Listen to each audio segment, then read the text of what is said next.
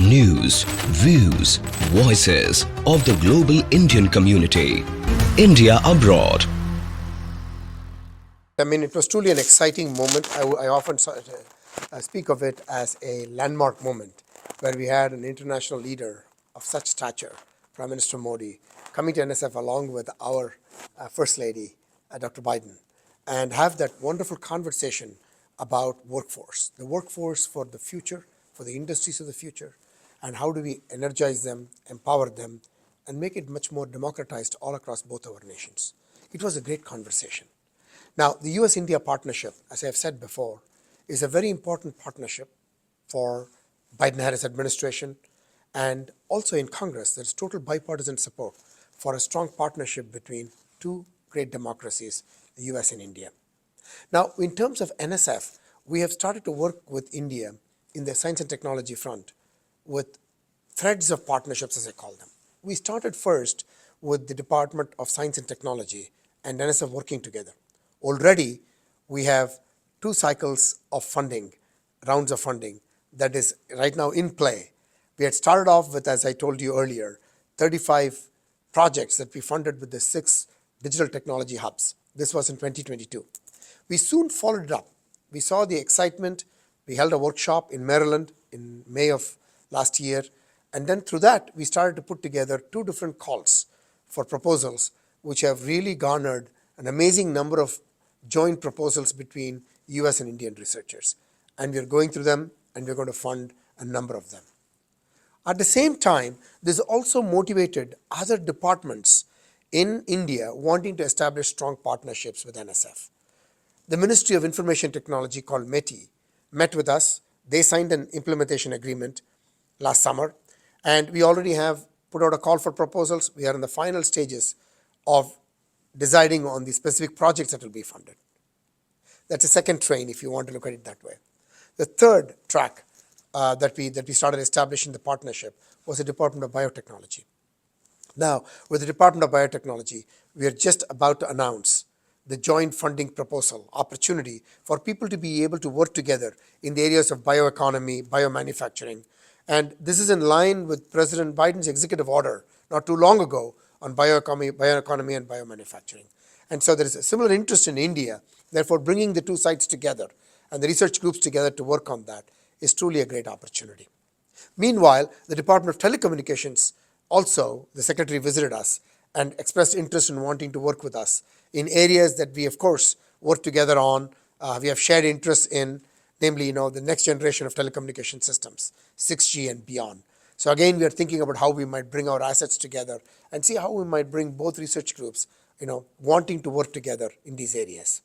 Ministry of Earth Sciences, Ministry of Mines, they have also expressed interest in wanting to work with us. So as you can see, what we started off with the Department of Science and Technology and with the Prime Minister's visit has already taken shape in terms of 5 or 6 threads of opportunity that we are working on.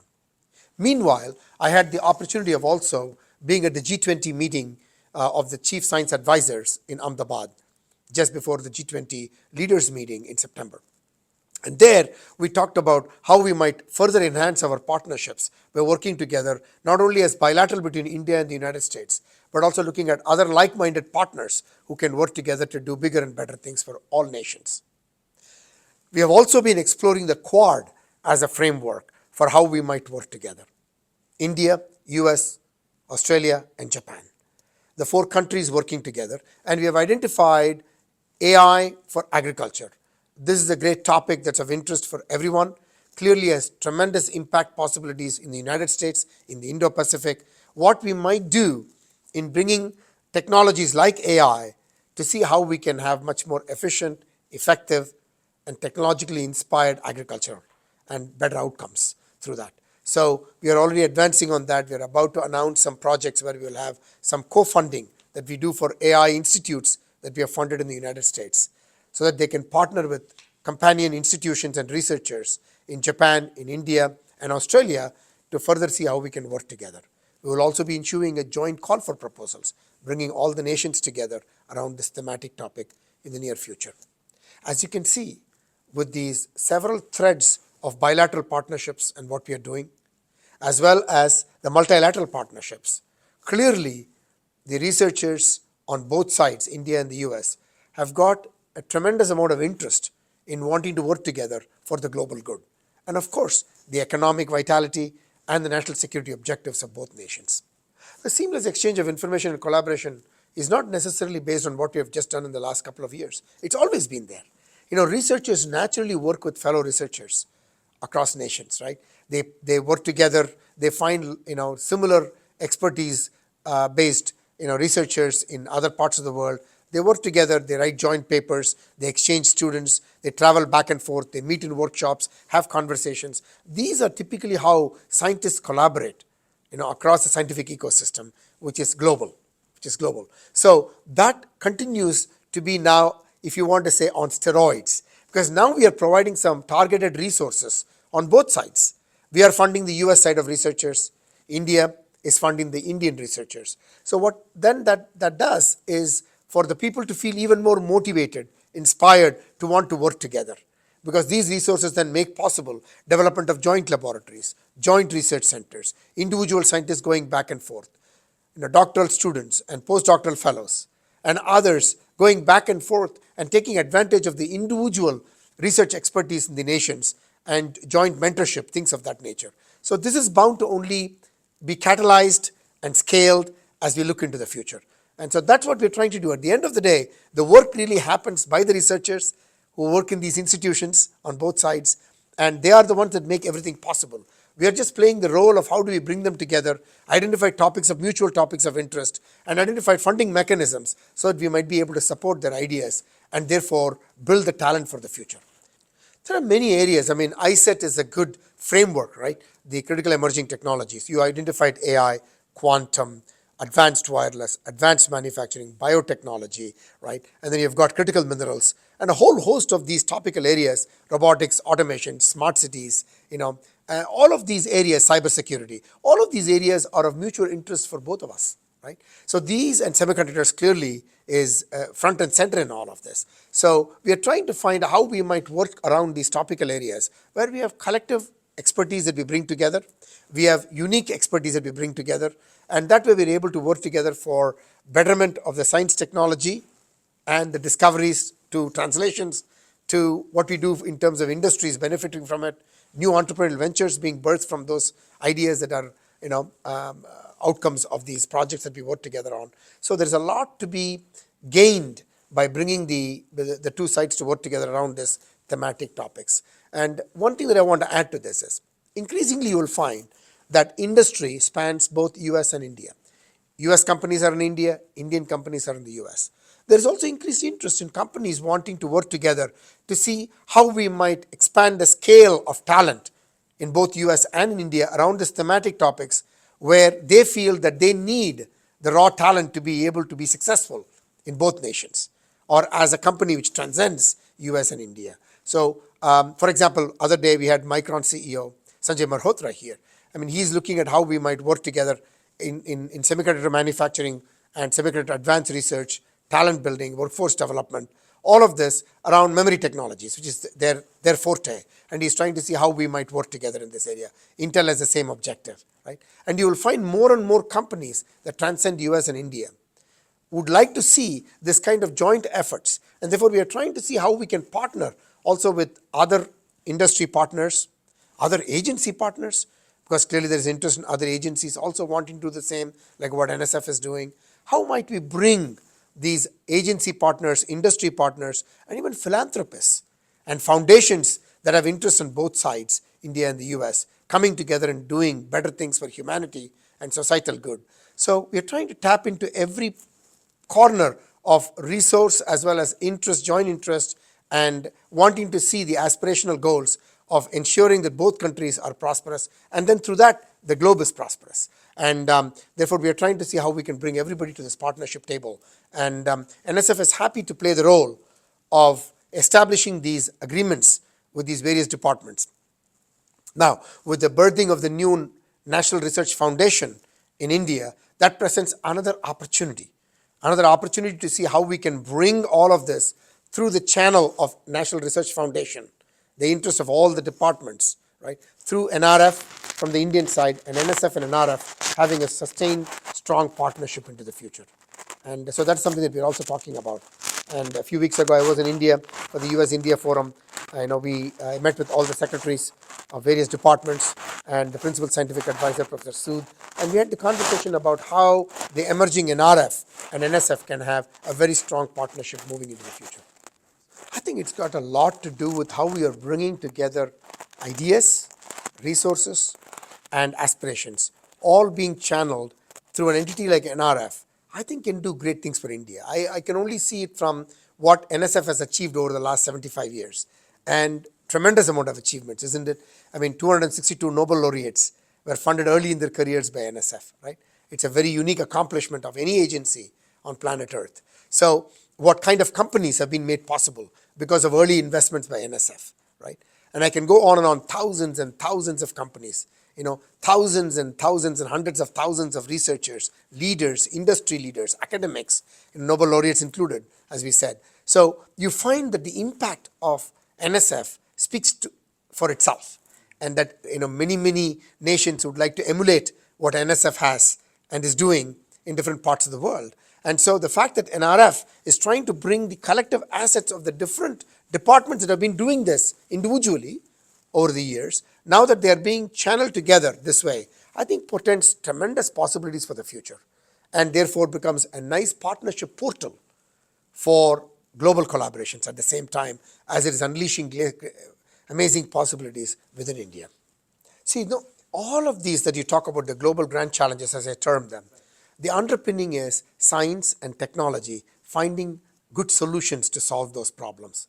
I often say, let's be smart about climate. Science and technology being the S&T for mitigation, adaptation, and resilience as the three letters inside, right? Let's be smart about climate. So how might science and technology really unleash amazing possibilities and solutions for climate mitigation, climate adaptation, climate resilience, right? At the same time, it's also making possible the entrepreneurial ventures and the industries that are engaged in climate solutions now being further enhanced and enriched, right? At the same time, as we are developing the kinds of thought leaders and practitioners who are going to be working in the climate solution space, all of this happening at the same time because of the scientific underpinning, which is now providing real solutions to grand challenge problems that would be very similar to other grand challenge problems, like we talked about the pandemic prevention and pandemic prediction and mitigation. And so again, this is again building resilience of a different sort. Health-oriented resilience again requires a scientific underpinning and scientific understanding expressed in these forms that I talked about in the context of climate or elimination of poverty, right? So you can look at the major grand challenge problems that we are all trying to solve. But the key thing that we need to understand in all of this is, in order to do that, you need to be very inclusive in your thinking. Talent and ideas are democratized and are everywhere across our nations, rural, urban, across the broad socio-economic demographic, and across the rich diversity of our nations. It's very important, therefore, to ensure that we are providing opportunities, inspiring talent, motivating, nurturing, and expressing the full talent, every ounce of talent in our nations, everywhere across our nations, in order to be able to partake in this future which is very prosperous, bright, and guarantees welfare and prosperity for everyone everywhere. That's the important thing that we need to keep in mind, that science and technology has tremendous possibilities to make that happen, and we need to focus on that. Now recently, NSF launched the Regional Innovation Engines program as part of a new directorate called the Technology Innovation Partnerships Directorate, which I launched when we came to NSF in a very quick manner. We got that done. And through that, one of the exemplar programs, among many others, was Regional Innovation Engines. Was premised on this fundamental goal that innovation can be anywhere and must be everywhere. And therefore, how do we then bring the innovation in place innovation? People proposing ideas that is more akin to the place, innovative ideas. And I'm very proud to say we have launched 60 centers across our nation, spanning all states of the nation, as well as 10 larger scale regional innovation engines around problems that are very, akin to the place-based solutions that we are looking for, and therefore birthing industries of the future. Now, we launched about $150 million of funding for the larger scale, 10 of them, per year. And we got $350 million in companion funding that was co-invested by others. which made it a $500 million scale. See, this is what happens. NSF not only initiates, catalyzes, but also brings partners to the table so that these things can not only be scalable but also sustainable over time. And as NSF investments make things possible, you want them to sustain and prosper and then scale and then build into the industries of the future and the innovation ecosystems of the future. So that's something that NSF is very focused on, and I'm very proud to say that we've been able to launch that very, very quickly. All these 60 type 1s, as we call them, initial innovation incubation activities plus the large scale centers. So these are examples of the mantra that I often say about NSF: innovation anywhere, opportunities everywhere. So as you saw, we talked about, the Chips and Science Act was a huge win, right? And thanks to President Biden-Harris administration, and thanks to the bipartisan support of Congress, that we have the Chips and Science Act now enacted, and a lot of authorizations for NSF and the scientific investments in general. We're waiting for some of them to become appropriations. But meanwhile, that has given us a tremendous opportunity to be able to advance on not only industries of today and equipping them for success, but industries of tomorrow. And I named some of those thematic topics, robotics, automation, AI, quantum, next generation of wireless, advanced manufacturing, biotechnology, critical minerals. I can go on and on, energy, renewable energy, climate technologies, all of that. Now, we are always, one thing that I remind people about NSF is, AI of today is sustained investments of 5 to 6 decades of sustained investments by NSF in AI, right? Even through what I call AI winters, when people did not have confidence, NSF continued to invest. That's what we do. We find those early stage investments that helps build even the technologies, right? And then scale them and then deploy them and so on. So likewise, quantum, 3 decades ago, NSF invested early in quantum. Today, it's a named technology. So I remind people that NSF's investments today are actually investing in ideas that don't even have labels for those. They may appear only in the next decade or 2 or 3 in the future. So not only are we looking at the known labeled technologies and advancing them into the future, but also investing in those that are nascent and becoming the technologies which will be named and therefore result in the industries of tomorrow and the future. So that's what is great about NSF. While doing this, it does it with the mind of people, the talent of all kinds, of all shapes, whether it is K-12 investments, community college investments, university investments, or upskilling, reskilling investments, curriculum investments. All of these are companion to the investments in basic discoveries, curiosity-driven research, and translational applied research investments, and building ecosystems and innovation ecosystems. All of them happening at the same time. And that's what makes NSF a very special agency across the broad science, engineering, technology, disciplinary domains. No, clearly, the impact of NSF with a 10 billion a year almost investment, you can imagine that the talent and ideas that are there across the nation, is ready to be supercharged and energized and unleashed. And that requires significant more scaled investments. We are trying to see how that can be done through Chips and Science investments, as well as partnership-based investments that NSF is trying to bring to the table. And we want to make sure that we are continuing to invest in early discoveries, fundamental discoveries.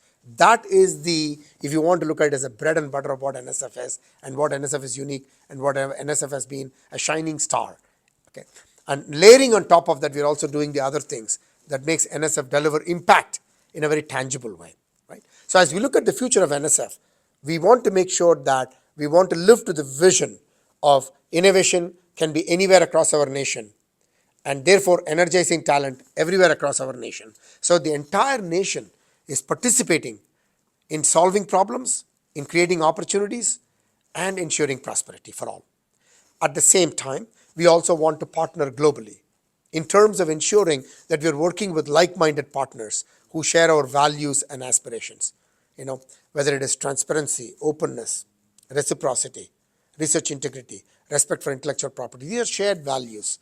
And so nations who share our values and share our aspirations, we want to work together, because a climate is not just as much as it is contributed to in terms of solutions by US researchers and companies and others. It is a global problem and therefore requires global expertise and therefore requires global collaborations to be able to find creative and sustainable and comprehensive solutions. And so we are looking forward to partnering globally in areas that we find like-minded partners working together that can unleash possibilities for everyone everywhere. I see, having seen the last 10 years, I've seen a marked sort of a intentional intensity, if I can put it that way, in wanting to make sure that science and technology innovations are inspired at scale everywhere. It's also that the entrepreneurial outcomes from that are being made possible everywhere across India. I see it when I go to India and when I speak to people. I can see the palpable difference in terms of wanting the entrepreneurial ventures of the future, industries of the future, of course, science and technology aspirations being realized at scale. I see the multiple institutions across India wanting to engage in fundamental discovery research as well as applied research. I find a lot more desire to want to work in partnership with industry.